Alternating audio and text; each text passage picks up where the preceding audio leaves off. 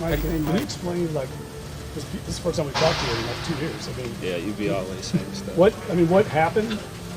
You always be writing BS. Go ahead. Saints fans, wide receiver Michael Thomas is not holding back on reporter Jeff Duncan for what he reported today. There's no doubt that the future of wide receiver and former Offensive Player of the Year Michael Thomas will not be with the Saints, and it's rather unfortunate because Thomas got off to one of the best starts to a wide receiver's career in NFL history.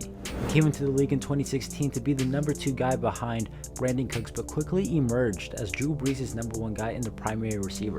Cooks did not like this at all, and there would be some off-the-field drama between him not getting the targets that Michael Thomas was getting, and this resulted in him being traded. The Saints would send Cooks to the New England Patriots for a first-round pick in return, which resulted in the Saints picking offensive lineman Ryan Ramczyk. And without the Saints using that first-round pick on Ramczyk, who knows what would have happened in rounds 2, 3, 4, 5, and the rest of the draft. So in a way, Michael Thomas was a huge factor as to why the 2017 draft happened. And as we all know, the 2017 Saints draft is known as one of the best drafts of all time, getting guys like Marshawn Lattimore, Alvin Kamara, Ryan Ramczyk, Trey Hendrickson, even guys like Alex Anzalone. In 2017, Michael Thomas put himself on the map and started to get noticed for his talent around the NFL and from some NFL fans, but he wasn't widely known quite yet. He would be selected to his first Pro Bowl that season and became the first receiver Drew Brees ever had to make a Pro Bowl, which is crazy to think about given how long Drew Brees had been playing at that point. And of course, we can't forget that Marcus Colston was snubbed for multiple Pro Bowls during his career. And in 2018, Michael Thomas officially was considered one of the best, if not the best receiver in the NFL that season.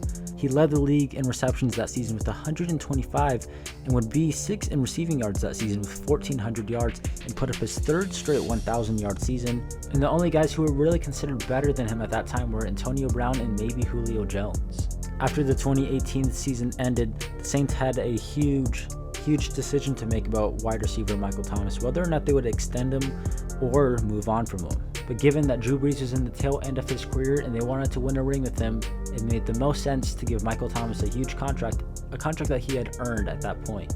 So the Saints made Michael Thomas the highest paid receiver in NFL history at that point, giving him a $100 million deal for 5 seasons, a contract that he had earned by breaking multiple records throughout his first 3 seasons, the most catches in the first year of career, second year, third year, etc., and a lot more. And on top of that, Michael Thomas's ability to catch almost any ball thrown his way, create separation, and be one of the best short to intermediate guys in the middle of the field really helped, considering Drew Brees' shoulder was shot and weak at the end of his career and couldn't really throw downfield, so Michael Thomas was the safety blanket and the primary guy for Drew Brees, and this contract was earned.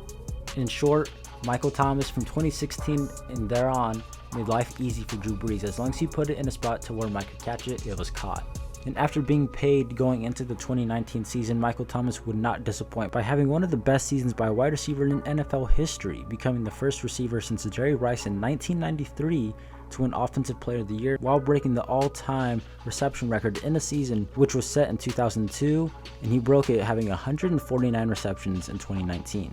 So in his first 4 seasons, Michael Thomas would win Offensive Player of the Year, have 3 straight Pro Bowls, went first team All-Pro twice while catching passes from Drew Brees, also caught passes from Teddy Bridgewater and gadget player Taysom Hill.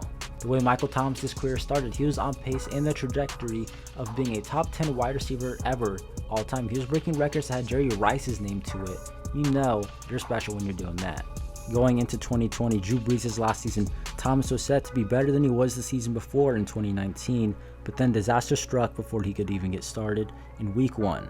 And this would ultimately be the beginning of the end for Michael Thomas. The Saints were up and just needed to kneel it out to finish out the game and start the season off 1-0 after beating Tom Brady and his new team, the Tampa Bay Buccaneers. But Sean Payton had other plans by wanting to run up the score. He would run the ball, keeping his best player on the field and Michael Thomas to block, which would result in Thomas getting his ankle rolled up on.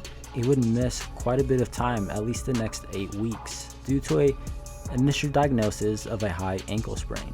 But that high ankle sprain was a misdiagnosis and he would end up having a torn deltoid. Given that this is Drew Brees' last season, Thomas would come back and play through this injury, when in reality he should have gotten a surgery after week 1. But Thomas wanted to play through the injury to help Drew Brees win one last final ring, as he has said multiple times that he felt his purpose in the NFL was to help Drew Brees win a Super Bowl. And come the end of the season, he was told to get surgery despite the team doctors telling him he wouldn't need surgery during the season. Thomas would get a second opinion that offseason and would try to rehab his ankle and his torn deltoid without getting surgery. This would backfire and he would end up having to get surgery come June. So the Saints would be without wide receiver Michael Thomas going into the 2021 season, but he was expected to be back around mid-season. However, come November 3rd, Michael Thomas would put out the following statement. I have always been a man of faith, and these past few months my faith has truly been tested. As many of you know, early last season I injured my ankle and worked extremely hard over the next few months to get back in time to finish the season. Unfortunately, the rehab didn't go as planned, and earlier this offseason, it was apparent I would need to have a procedure to repair the injury. Since then, the team and I have worked diligently day and night to rehab and get me back on the field. Unfortunately, there has been another small setback which we will have to address. To my displeasure, I will not be able to make it back in time for the season, but will do everything in my power to get back to the player I have always been. I know God doesn't make mistakes, so I will continue to follow in his path and can't wait to be back on the field in front of the best fans on the planet. So Michael Thomas would miss the entire 2021 season, and a season that the Saints would desperately need him, as it was the first year post Drew Brees, and the Saints' best receiver that season was Marquez Callaway, so they needed him badly. Thomas would later on say that including the botched surgery on his ankle, his body also failed to respond to the hardware put into his body, saying his body rejected the hardware, which slows down the healing process and the rehab, and this would put him in the 1% of people that have this kind of reaction, and Michael Thomas is in that 1%. This wasn't just the case with his ankle injury too. In 2022, after Michael Thomas had gotten off to a hot start after returning from his ankle injuries and didn't look like a guy who had lost a step, he got turf toe and dislocated his toes in Carolina. The same injury that shortened LaDainian Tomlinson's career and forced Deion Sanders to amputate his toes and almost his foot. Thomas was misdiagnosed at first, saying that it was only a small toe injury, but would come out as turf toe and dislocated toes. And when he got surgery, the same issues occurred, saying that his body rejected the hardware and would need to have other surgeries to repair that because Mike was in the 1%. Shockingly, Michael Thomas would return to the Saints in 2023 to play with quarterback Derek Carr.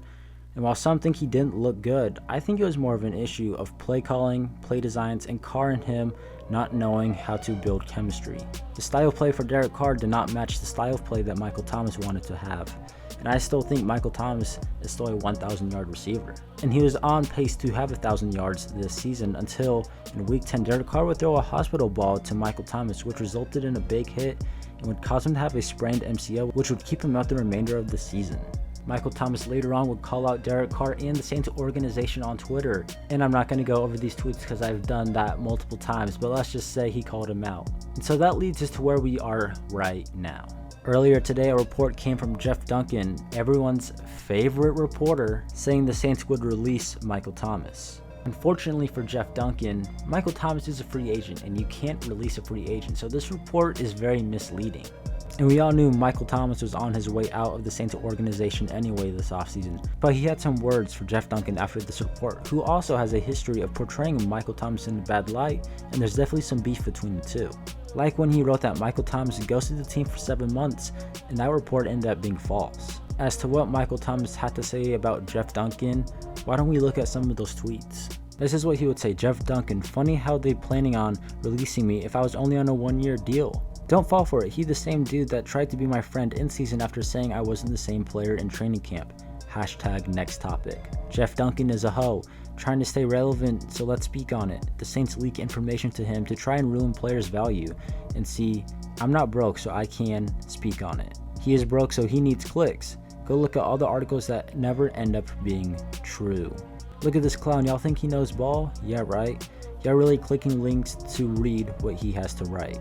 And given that people were bashing Michael Thomas on Twitter for basically calling out Jeff Duncan, despite it being true, people were still giving him hate. So here's what he had to say to them. They're gonna call you crazy, but it's okay not to take no disrespect. Respect comes first. Until y'all go catch 149 in 16 games, more 15, but I will give you 16, holla at me. Great is great.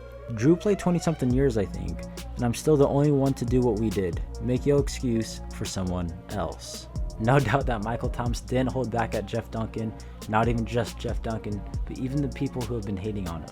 Despite injuries being something out of his control, what's the point of hating on someone for something out of their control, especially when it comes to their health? But Thomas had some words for Jeff Duncan, a guy who isn't very much respected from the players or even the fans. As for the future of Michael Thomas, hopefully he signs with the contender and goes for a ring, someone like the Chiefs, the Bills, the Texans, Lions, 49ers, hopefully someone like them that can fit him in the right scheme, get him utilized, and as long as he stays healthy, I still believe that he can be a good player. But we will know soon enough, as free agency is next week. If you made it this far in the video, I appreciate it. Make sure you hit that subscribe button so you don't miss any of my future videos. Have a good rest of your day. Peace.